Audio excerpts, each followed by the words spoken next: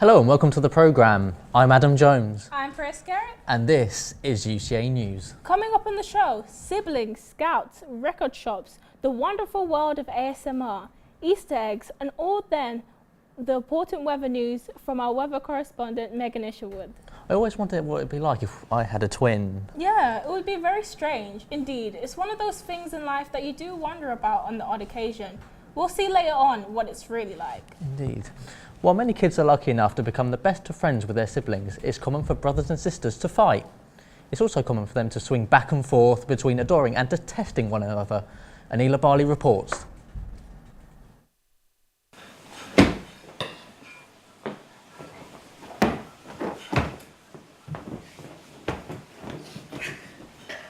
Unless your children are 8 to 10 years apart in age, there will be sibling rivalry between them. No matter what the issue is, if they can fight about it, they do.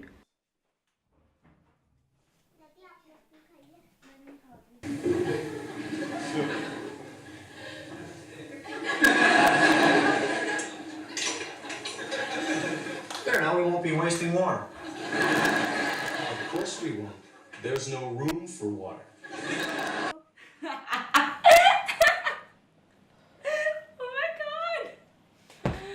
How dare you took that away from me?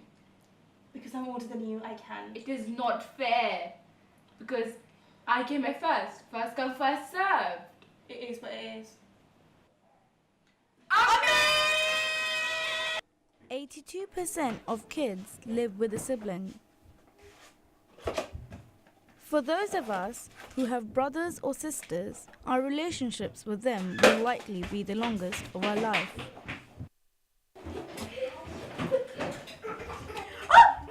You spend more time with your siblings than anyone else. A study revealed that by the time children turn 11, they spend about 33% of their spare time with their siblings. Older siblings are a tad smarter than their younger ones. Studies have shown although younger siblings are born with higher IQ, by the time they turn 12, the tables turn around for the firstborns, who gain a 3-point IQ advantage over their younger siblings. Many different things can cause siblings to fight. Most brothers and sisters experience some degree of jealousy or competition, and this can flare into squabbles and bickering. Anila Bali, UCA News. From the UK to Uganda, this woman has been everywhere. She produced the first colony of Beaver Scouts in Farnham in 1986. Working as a scout for 35 years, Marion Stagg is the name, and today we'll get an insight into her life. I met up with her to find out more. Hello, my name is Marion Stagg. I belong to the Farnham District Scouts. My role is District Beaver Scout Leader, and I've been a leader for the last 33 years and enjoy every minute. Once my sons got involved in scouting, I decided that I would be very happy to do that, and so I did that for over 10 years. And then when Beaver Scouts started, which is the youngest section, I decided that I'd like to be a proper leader, as I'd seen how much my children had enjoyed being in scouting, and it was a way of giving back. There are so many opportunities, but my favourite one has been the fact that I could go do scouting in Africa, and there was an opportunity for me to go to Uganda with an expedition.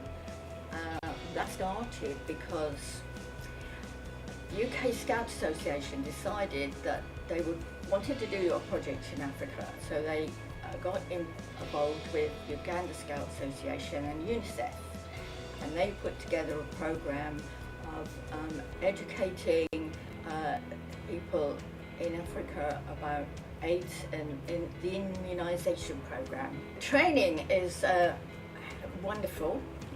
We are trained to be the best we can be, and so there's a training program which gives every new leader, an opportunity to go through the training over 3 years, and eventually they will get a full qualification to be a leader, and you get what we call a wood badge, which is this little thing here.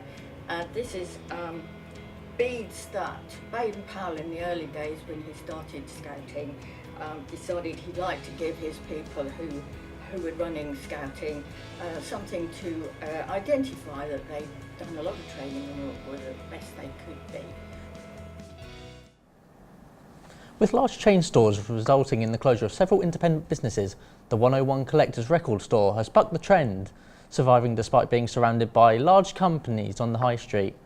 Located on 101 West Street in Farnham, it deals with the buying and selling of vinyl and CDs from all music genres. Autonomous sensory meridian response.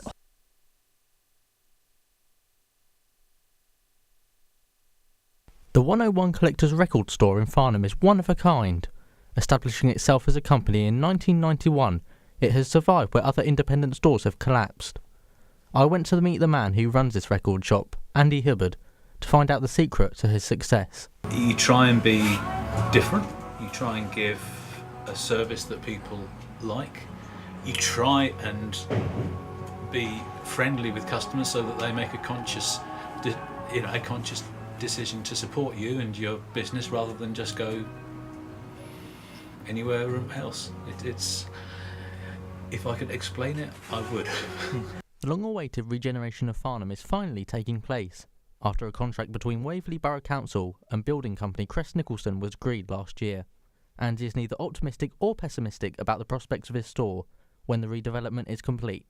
Regeneration of towns is very, very important, but it's got to be allied with making towns attractive to customers who are getting used to not going out shopping. You've got to have car parking, you've got to have free car parking, you've got to have incentives to make people come to a town. So you need specialist shops.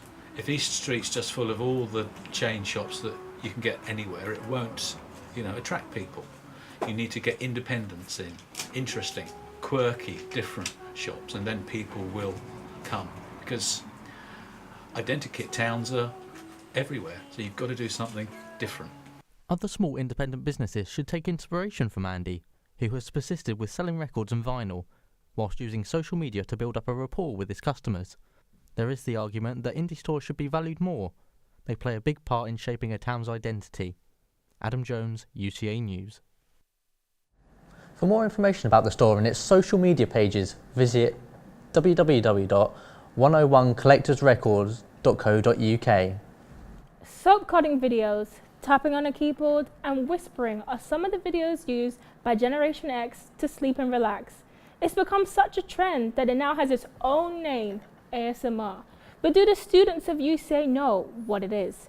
We sent Angel Nathan to find out more. Watch out, this could make for tingling viewing.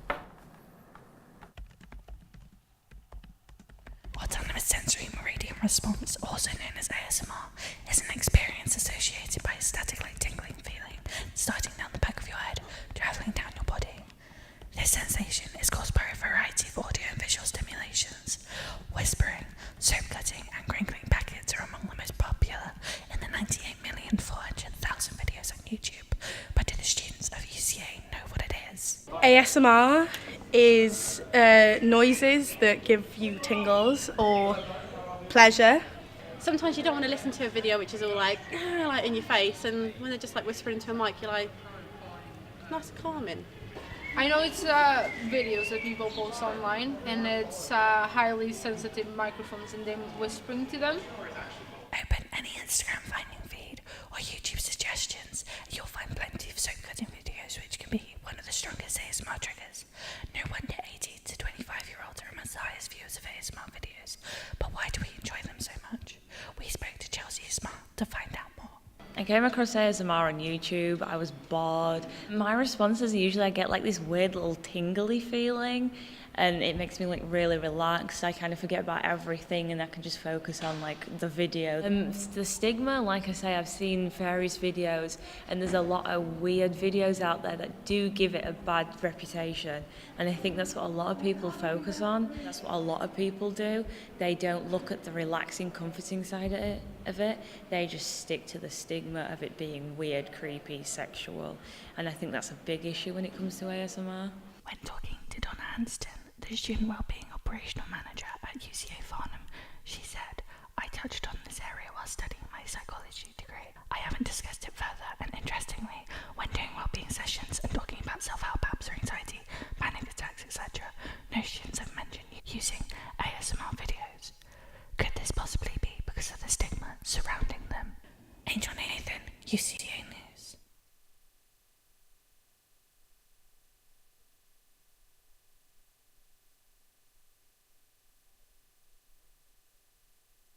About what it's like. Okay. Now there seems to be a mystery surrounding twins. People seem to be fascinated when they see them. Our own reporter, Lauren Webster, talked to her sister about what it's like being a twin.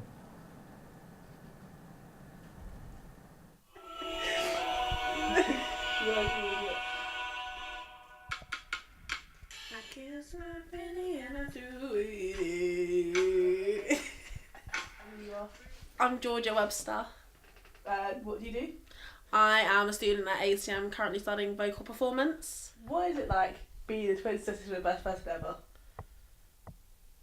I don't think I heard the question correctly. What's it like being a twin? It's the same as like anything else. It's the same as having a sibling. It's just that someone looks oddly similar to you, and that's kind of it. But I guess it's kind of funny. What were your friends' reactions when they first saw us? I guess it was more shock, just like, because obviously when it comes to me and you, we don't see each other necessarily as completely similar, identical, but like because people aren't used to seeing that, when a lot of my friends first see us two together, they're like, wait, wait. With mirror, everything is literally mirrored, so like you're left-handed, I'm right-handed, and there's just like loads of different things, but it's like literally like split down the middle, looking opposite each other, like opposites but also the same.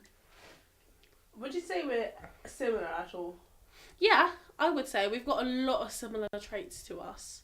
We're not like complete opposites, even though like, you know, I'm still got like loads of makeup on and I do like singing, but we're both creatives. We both love like video games kind of thing. We have very similar like personalities and sense of humours. You know, always been around a similar friendship group. So I'd say there's a lot more similarities to difference, even though the differences are more physical, I would say. Do you ever wish you wasn't a twin? Yes. I just want to be able to make jokes at you, and every time I'd be like, I say something, it's because, oh well, we're twins so it don't count. But if I'm like, oh yeah, you're ugly, you'd be like, oh yeah, well, I'm not ugly because I makes you ugly because we're identical twins. And that is the reason why I wish you weren't twins. So I can just make fun of you without that being a response. Okay, thanks. Other than that, no, I'm happy we are twins. I think it's really fun. We're officially in spring now, but what's the weather doing? Here's Megan to tell us. It's been another mix of weather this week, but things will really settle down as we move into the weekend. This evening sees heavy clouds, which will ease off as the evening goes on. Saturday starts overcast, but it'll get brighter and warmer as the day goes on. That continues through Sunday, which will be sunny and warm, and that will carry on over into the next week where we'll see some sunshine and milder weather. Looks like we're finally into spring. When do you think it's acceptable to start seeing Easter eggs in store, Adam? Well, I think it's always nice to have Easter eggs come in slightly earlier than Easter time, because it allows people to get into the spirit of Easter, and I think that's important, especially with other festivals as well, such as Christmas and other festivals. Yeah, indeed. I love a really good Easter egg. Same. Whether you're loving all the early Easter displays or think we can wait a little longer, Megan goes out to explore the festively themed shops. Picture this. Christmas has just ended, you walk into the supermarket and you see rows and rows of Easter eggs? Easter merchandise is arriving online and in stores earlier each year. Whether it's convenient to have everything ready in plenty of time or to gain more profit, pastel-coloured chicks and branded chocolate eggs are flooding stores. The difference is visible between past decades of Easter traditions compared to today. The tag #EasterThrowback is trending on Twitter, involving people posting pictures of their Easter memories. The Easter bunny is less visible nowadays, as is Sunday best. Even on television adverts, the images are less of Easterly bunnies and more about competition. So we really need to ask ourselves, is Easter still about the celebration and the holiday, or are we also coming to the temptation of trends? Megan Isherwood, UCA News. Wow, that segment really made me crave an Easter egg. What do you plan doing on Easter, Adam? I think first and foremost, it's always important to have a bit of a break. I think eating a lot of chocolates in order as well, most definitely. And also, me and my sister still have an Easter egg hunt, even at the ages of 25 and 19. That's a little bit embarrassing, but yes, No, it's traditional, isn't it? It's always very traditional. Yes, so do I. I love Easter. Well, that's it for today. UCA News. Goodbye.